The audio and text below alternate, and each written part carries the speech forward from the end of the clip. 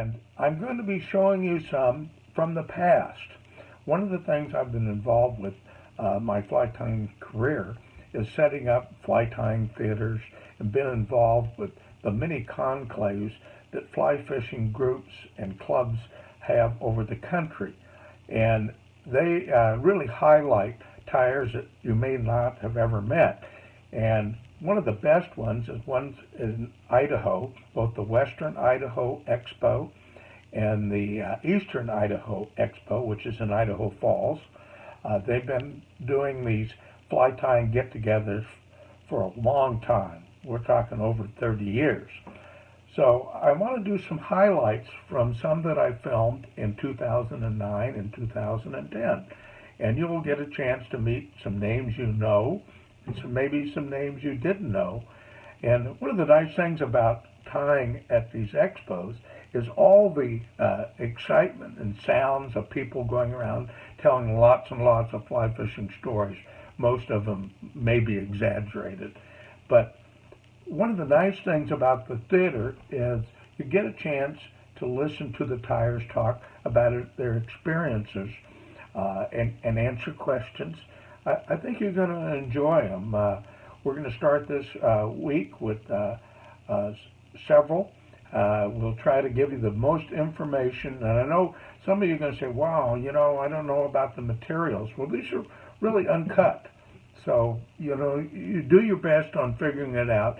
But I think you're going to enjoy the interaction with the crowd and with the tyers. And really uncut and I think extremely fun. Let's get going.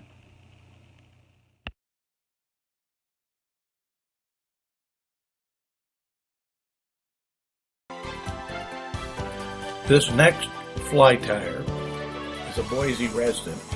However, his real fame as a fly tyer and a fly fishing guide came on the Tyer hook. It was originally designed for nymphs. It's bent. What I like about this hook is it provides a natural gauge of defining the thorax region from the abdomen. It's just a convenient hook for this kind of a fly.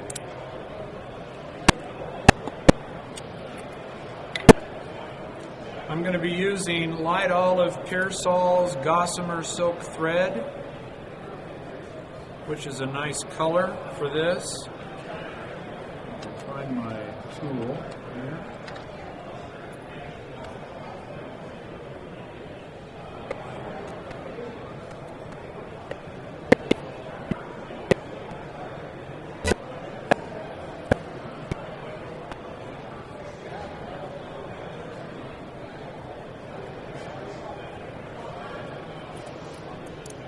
So I'll start my thread at the bend of the hook, right at the bend of the hook. And I will go to the end of the hook where it just starts to bend again.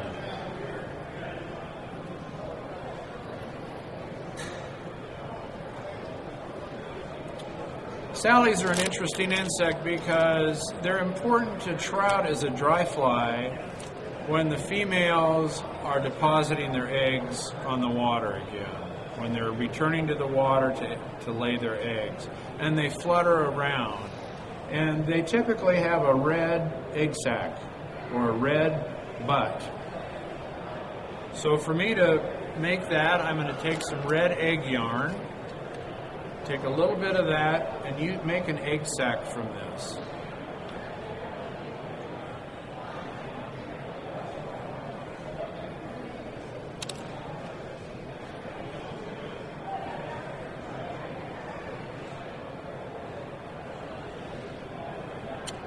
Now I'm going to tie on a hackle, a real super fine cream hackle.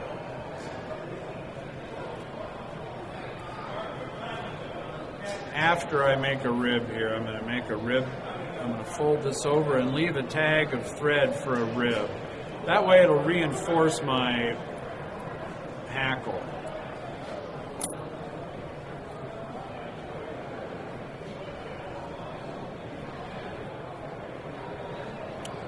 Tie your hackle on.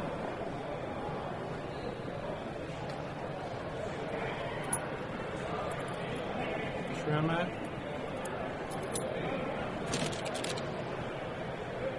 Put some more dubbing on here.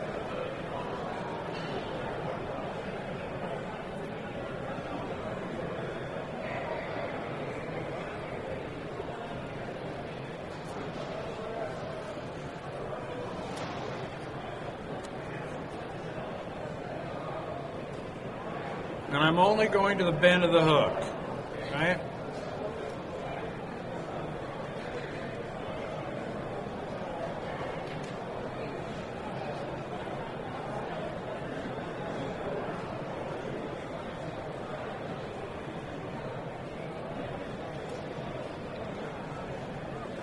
Palmer it through and tie it off and trim it.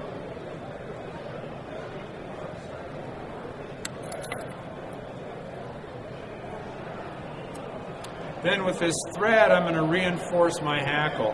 And it also gives a little more detail to the body, to the abdomen, I mean. It gives a little more color, a little more segmentation, and when this thread gets wet, it darkens. So there'll be some definite contrast in this abdomen area.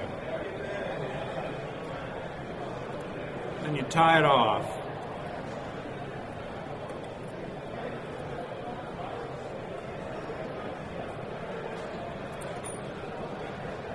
The next step, we'll advance our thread a little bit to make a little thread base, and then I'm going to take some 6X monofilament. This is going to be my Paraloop.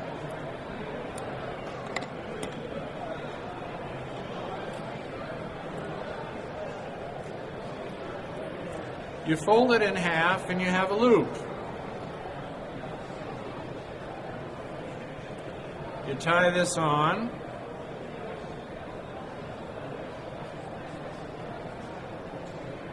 And bind it, finish binding it right at the base of your dubbing. All right? So there's your loop.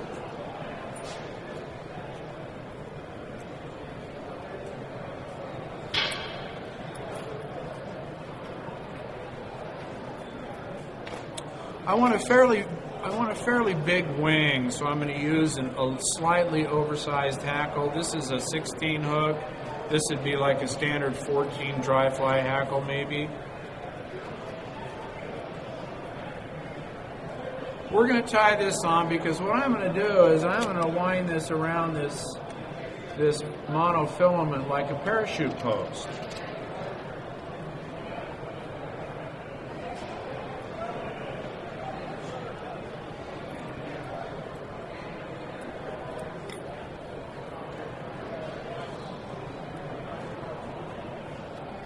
If you Google around Paraloop flies, you'll see all kinds of videos on the internet, and a lot of these European folks have all these funky gizmos that attach to your vise and hold your Paraloop here, and then you got to work around here in a really funky way. It's a good excuse. It's like electronics. It's a good excuse to sell something. There's nothing beats good technique. So, the technique and tools not going to help you. In order for me not to lose my loop, I'm going to put just a little glue here. I just want to make sure we don't lose my loop. That's not good to lose your loop. Okay, don't lose your loop. So what I've done, rather than using a tool that gets in my way, I use a turbo loop spinner right here. This is for making dubbing loops. It spins. Now that's a good tool. That's a tool you should have. What I will do is I put this on my loop, I hang it down, it's out of my way. You're upside down. I'm upside down. Now what I'm going to do is I'm going to wind this up and back on my folded over 6X monofilament.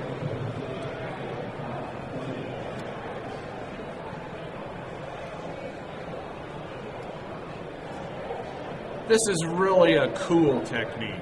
I wish I would have invented it.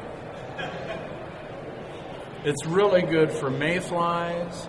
They have a whole series called hackle stackers. You might be familiar with them. It's a really good fly. It's really durable, floats great, easy to see. But what I'm trying to do here is I'm trying to make a fly that imitates the fluttering insect. So I want a lot of hackle, a lot of light reflection, and great buoyancy. So you just wind it on there, up and back, and then you tie this off and trim it. Okay?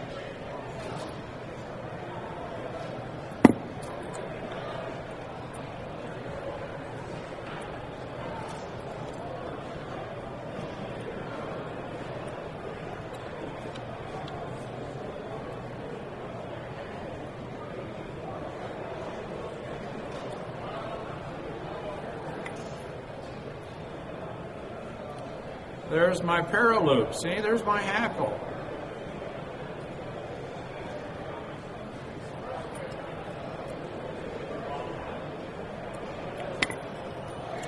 Now I'm going to add a little more dubbing for my thorax region. Now all stoneflies, every single stonefly that I know of, there are a few exceptions, these funky desert stoneflies that have kind of smallish heads, but most of the stoneflies that we're accustomed to in these freestone rivers in the West have large heads. They're squarish, especially golden stones. So you kind of want to have a larger head. You don't want to have a real tiny head.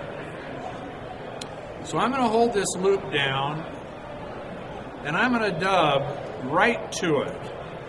So my loop is actually facing backwards.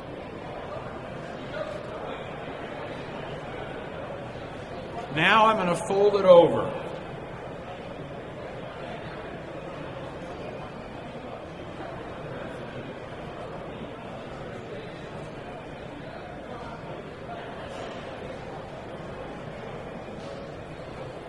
Okay, you see how that is? Now I'm going to draw this down. And what it will do is it will stack the hackle. That's why they call them hackle stackers. It's going to compress this hackle on top of this thorax. I'm going to borrow this fly. See this?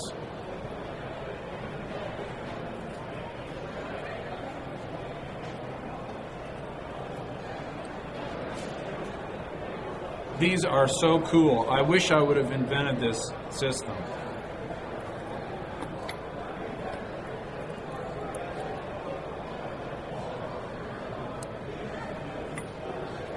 I'm just going to add just a fuzz more dubbing, just to accentuate the head.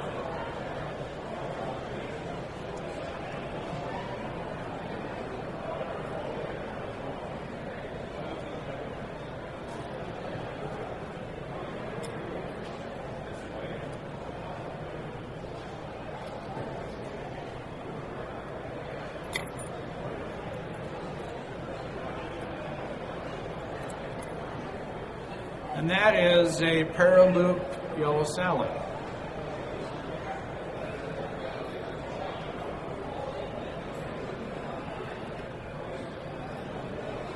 It has a wonderfully fluttering silhouette to it for me.